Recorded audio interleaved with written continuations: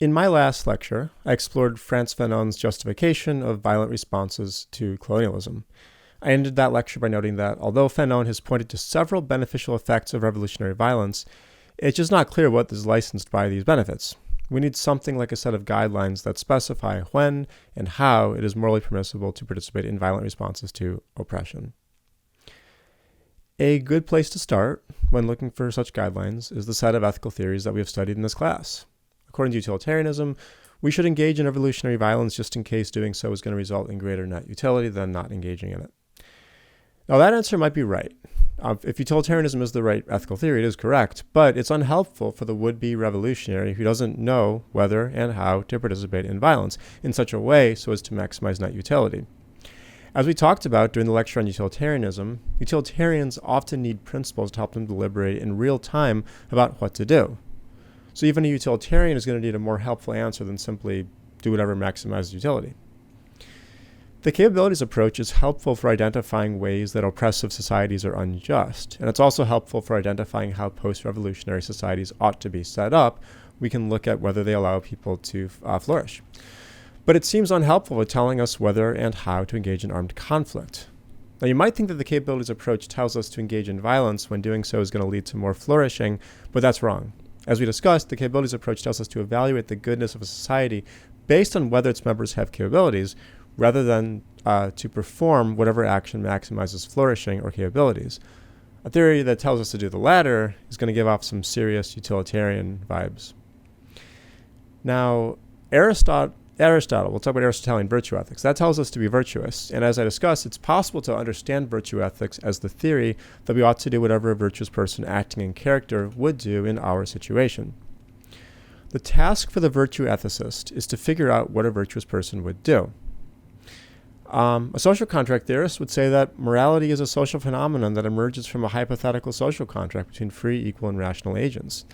But it's not clear what they could say about violence in a situation in which injustices have reached the point at which the world looks a lot more like the state of nature than a well-ordered society.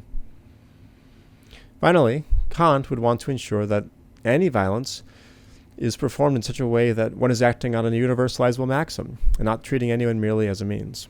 Killing one's oppressors in self-defense is most likely going to be okay, but killing them merely to advance our own healing, refer back to my lecture on Fanon if you want to have more context for that benefit, supposedly of violence, is not okay. Now, don't worry about all that. Don't take notes on what I just said. You don't need to remember which justification I attribute to which moral theory. The reason why I went through all that, though, is just that I want to make the following point. As we work through applied issues in this class, which we're doing for the rest of the semester, I don't want you to forget about the basic philosophical tools that we learned during the first few weeks. When it comes to moral theories in particular, I want you to keep using reflective equilibrium to try to figure out which moral theory survives scrutiny and has the best chance of being correct. All right, with all of that out of the way, let's proceed to the main topic of this video, Norman Geras' famous paper, Our Morals, the Ethics of Revolution. Geras' main goal in this paper is to tell us when and how we should participate in revolutions. Although he makes his case in the context of socialist revolutions, his conclusions are going to apply more broadly, so I don't want you to focus too much on the socialism. When he talks about revolutions, he has both political and social revolutions in mind. In a political revolution, there is a rapid overthrow or radical transformation of the governing political institution of a society, and in a social revolution, what is overthrown or transformed are the economic and social relations of that society, rather than the political ones. So Geras endorses what, in my last lecture, I referred to as a narrow definition of violence. In particular, he characterizes violence as follows: the exercise of physical force so as to kill or injure, inflict direct harm or pain on human beings. Note that his definition is morally neutral, so by calling something violent, Geras is not saying that it is morally bad. Self-defense can count on his definition as violence, regardless of whether it is justified.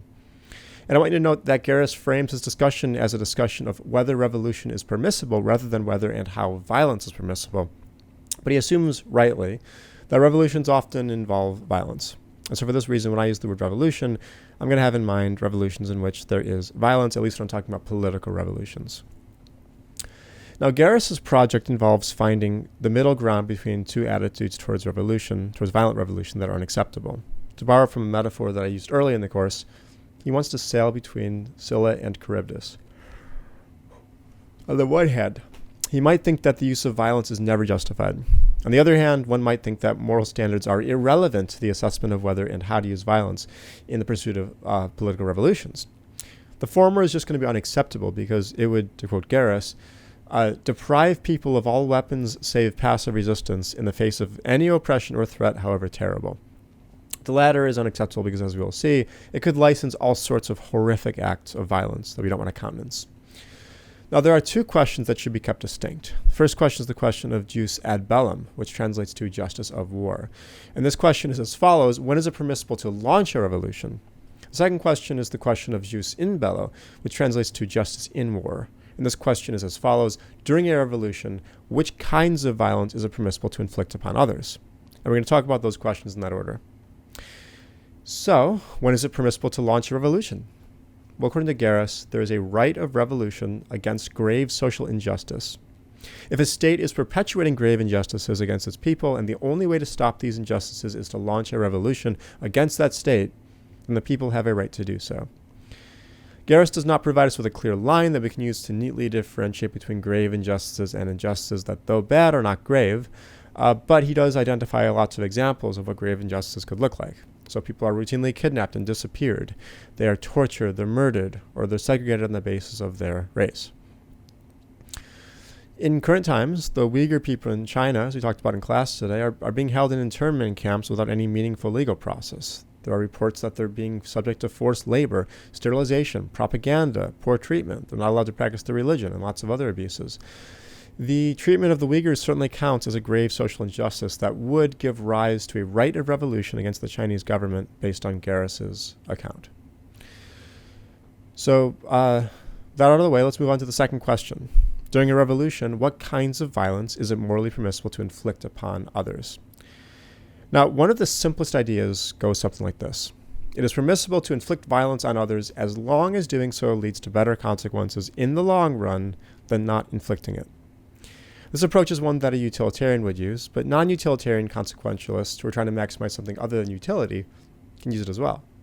This approach was more or less what Leon Trotsky had in mind when he said, quote, that is permissible, which really leads to the liberation of mankind, and precisely from this it flows that not all means are permissible, end of quote. That kind of thinking leads to a theory with two parts. So first of all, you can't use violence if it's not an effective means of pursuing the end of eliminating a grave social injustice. And second, you cannot use violent means that are unnecessary for pursuing this end. This is to say, you shouldn't use excessive violence. Beyond these constraints based on efficacy and excessiveness, anything goes. Now, one might think that this theory, though quite simple, can accomplish everything that we need out of a theory of morality and revolutions. Perhaps torture, terrorism, and excessive cruelty just turn out to never be efficacious. Perhaps they always go beyond what we need to do to accomplish our ends, and for that reason we can eliminate them from consideration without even thinking about considerations beyond efficacy. But this seems risky. We don't really know that they'll never be effective. So if efficacy and a concern for excessiveness are really the only legitimate constraints on our actions, then it's risky to label torture, terrorism, and excessive cruelty as being off limits. And anyway, there seems to be something particularly bad about these extreme forms of violence that go beyond their connection to efficacy. And so this account of morality just seems way too thin. We need more.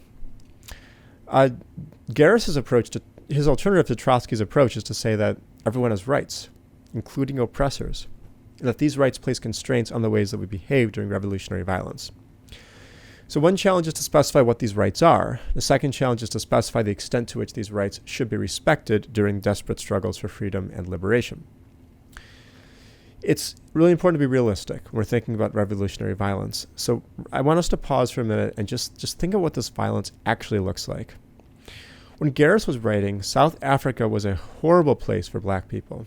They lacked basic political rights. Police officers often beat them, and they faced one of the highest rates of judicial execution in the world. There were also many accidental deaths in police custody, and torture was common. The reality of these horrors must not be forgotten in these kinds of discussions. At the same time, here are some of the ways that revolutionary violence manifested itself. Police stations and shopping malls were bombed, and people suspected of sympathizing with the state, along with their family members, were killed in their homes. In some cases, the killings were horrific. So the necklace was a name of a method of execution where a burning tire was placed around the neck of somebody until they died. The injustices that revolutionaries were responding to are horrific, but so are the means that they sometimes employed in their fight.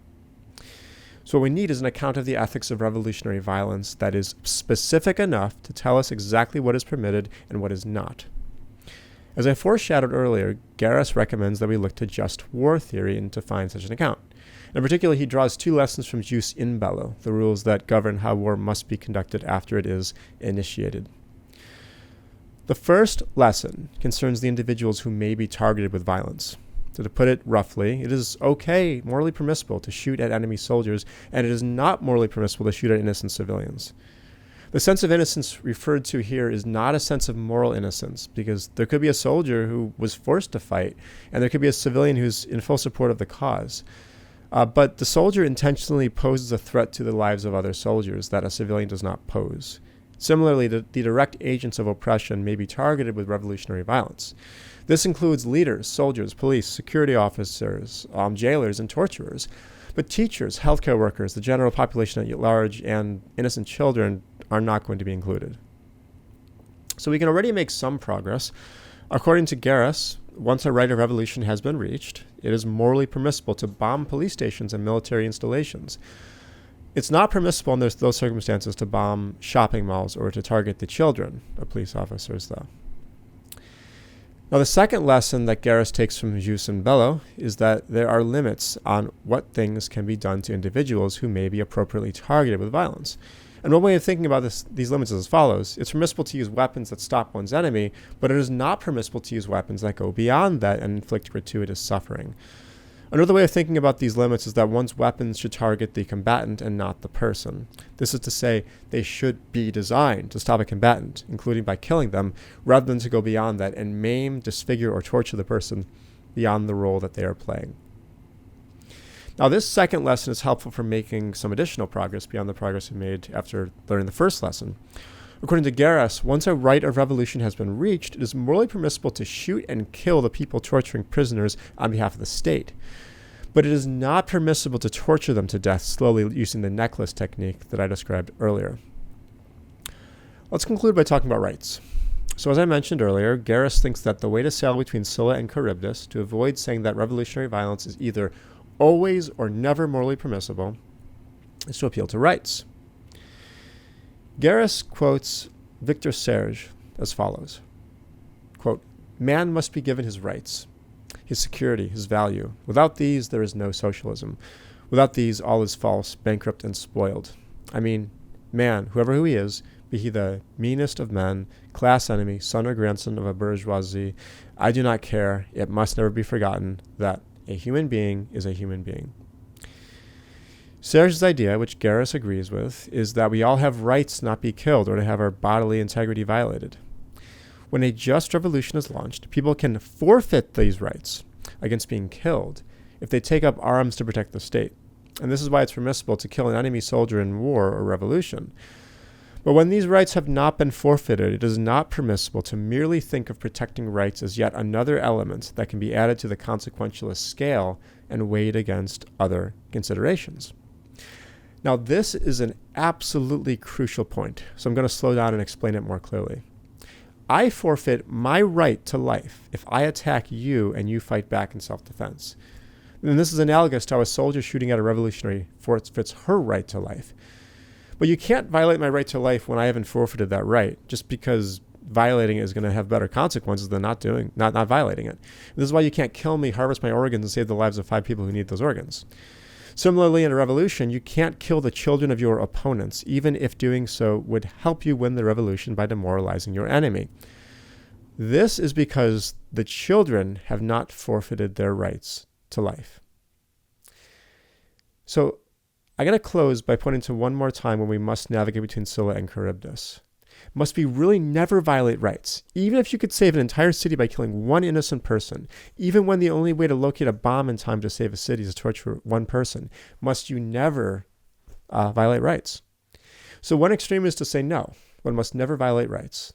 And the problem with this answer is, as I just hinted, that there are many cases where, all things considered, violating a right is the right thing to do.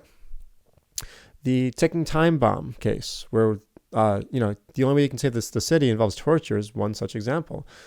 The other extreme is to say that it is okay to violate a right when doing so is extremely important. The problem with this approach is that it would justify way too much. Unless we place a firm sphere of inviolability around people and say that you must respect their rights no matter what, the rights will simply be added to the list of considerations subject to consequentialist calculations. It's just way too easy, in other words, to come up with a story about why our situation has reached the point at which it is extremely important to violate a right. Geras' solution is to say that rights are all but absolute. And here's what this means. Anytime someone's rights are overridden, it is a tragedy. It is wrong to do it. At the same time, we must override a right when doing so is the only possible way of averting an imminent and certain disaster. So what I want you to do is take some time to really think carefully about this puzzle that Geras is engaging with. For rights to do the work they're supposed to do at all, we need to think of them as being absolute. But if we think of rights as absolute, then we are stuck respecting them in situations where doing so would lead to a disaster. Does his solution to this puzzle succeed? And if not, can you think of a better way?